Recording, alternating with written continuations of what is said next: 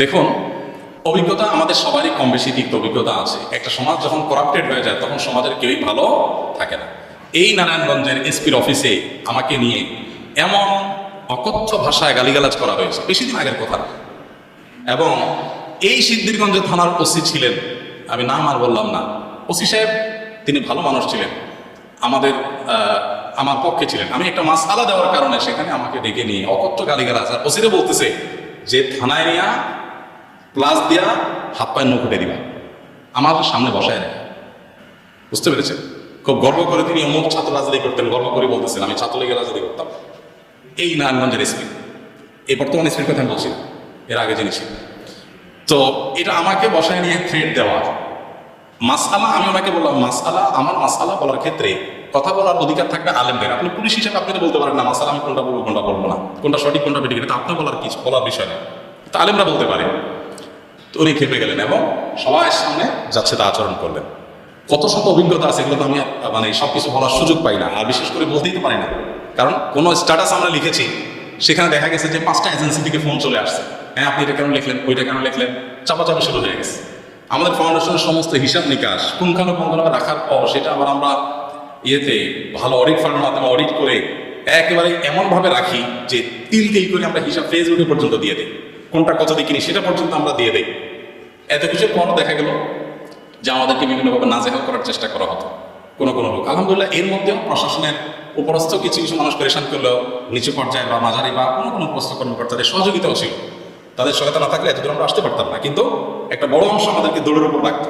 ইস্তেসকার নামাজের ঘোষণা দিছি, আমার বাসার নিচে দেখি যে বিভিন্ন গোয়েন্দা সংস্থার গাড়ি বোঝাই করা, মানসিকভাবে পেরেশানি, বাবা ইস্তেসকার নামাজ পড়বো, এটা নিয়ে একটা ইবাদত, আল্লাহ কাছে দোয়া করবো দেশের ভালোর জন্য।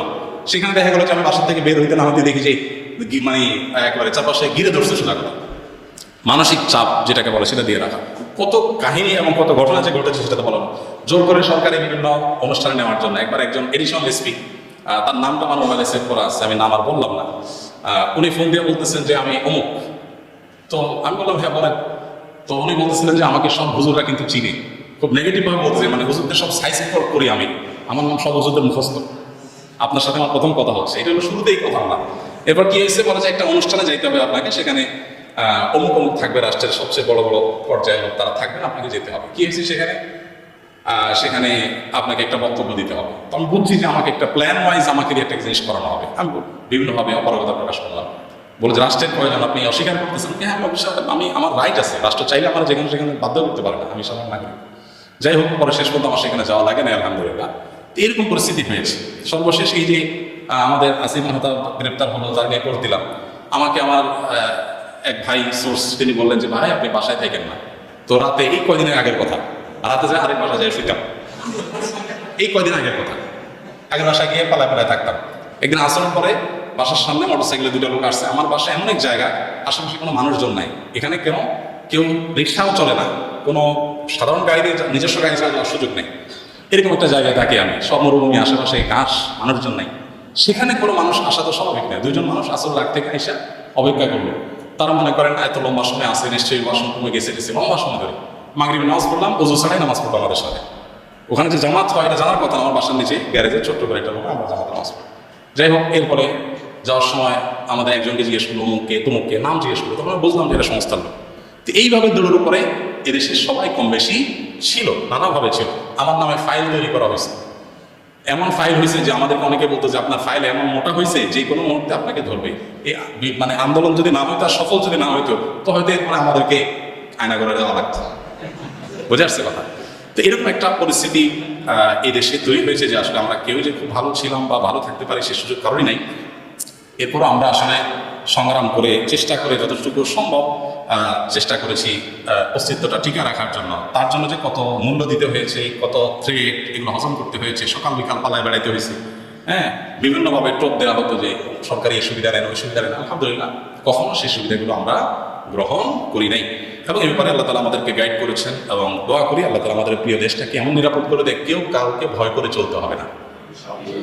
আল্লাহ যেন সেরকম নিরাপদ করে দেন, এবং আমরা সবসময় আল্লাহর কাছে দোয়া করি আল্লাহ তাআলা যেন এরকম। আমি এর পাশাপাশি প্রশাসনের ভাইদের, কিছু ভাইদের কথা বলবো যে আলহামদুলিল্লাহ খারাপের মধ্যেও কিছু ভালো মানুষ বিভিন্ন পর্যায়ে আছে যারা টুকটাক সহযোগিতা করতেন। তবে বেশিরভাগ ক্ষেত্রেই আমরা এই ধরনের নাজেহালের শিকার হয়েছি। আল্লাহ আমাদেরকে নিরাপদ একটি দেশ, নিরাপদ একটা ভূমি পাওয়ার তৌফিক দান করুন। আমাদের সমস্ত কষ্টগুলোকে আল্লাহ তাআলা দূর করে দিন। সকল মাজলুমের জুলুমের অবসান হয়ে যাক, সকল বৈষম্য দূর হয়ে যাক। মানুষ পেটে ভাতে যাই খায় থাকে অন্তত নিরাপদে যেন থাকতে পারে, কোনো থ্রেট, কোনো হুমকির মধ্যে যেন থাকতে না হয়।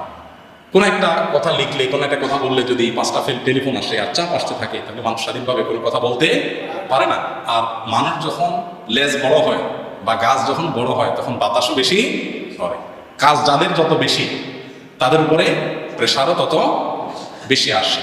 আল্লাহ তাআলা এই প্রেশার মুক্তভাবে, অন্তত অন্যায়ভাবে যে প্রেশারগুলো হয় এগুলো মুক্তভাবে আল্লাহ তাআলা আমাদের সবাইকে এই প্রিয় মাতৃভূমিতে চলার তৌফিক দান করুন।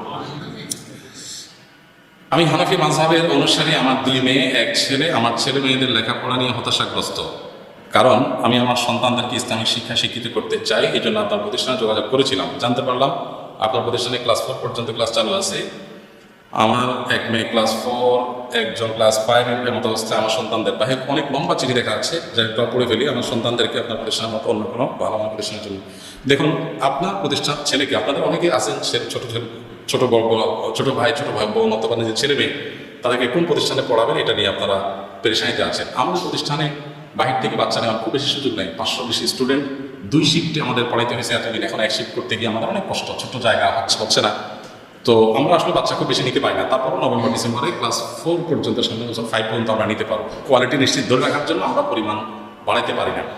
তো আপনার বাসার আশেপাশে কোন প্রতিষ্ঠানে দিলে ভালো হবে এটা জানার জন্য আপনি কোনো ভালো আলেমের শরণাপন্ন হন। যদি আমাদের সহযোগিতা চান তাহলে আসুন্নাহ ফাউন্ডেশনের অফিস টাইমে যাবেন, সকাল 9টা থেকে বিকাল 5টা পর্যন্ত। শুক্রবার ছাড়া যে কোনো দিন গেলে সেখানে আলেমরা, আমাদের তৈরি করা হাতে গড়া ট্রেনিং প্রাপ্ত আলেমরা আসেন, ওরা ইনশাআল্লাহ আপনাকে গাইড করবেন। যদি আমার কাছে পাঠানোর প্রয়োজন মনে করে ওনারাই পাঠিয়ে দেবেন ইনশাআল্লাহ। আপনাদের সেই সহযোগিতার জন্য আসুন্নাহ ফাউন্ডেশন সবসময় খোলা আছে। জাযাকুমুল্লাহ খাইর, জাযাকুমুল্লাহ খাইর। আল্লাহ আমাদের সবাইকে খোলার মধ্যে রাখুন, আমল করার তৌফিক দান করুন। সুবহানাল্লাহ, সুবহানাল্লাহ।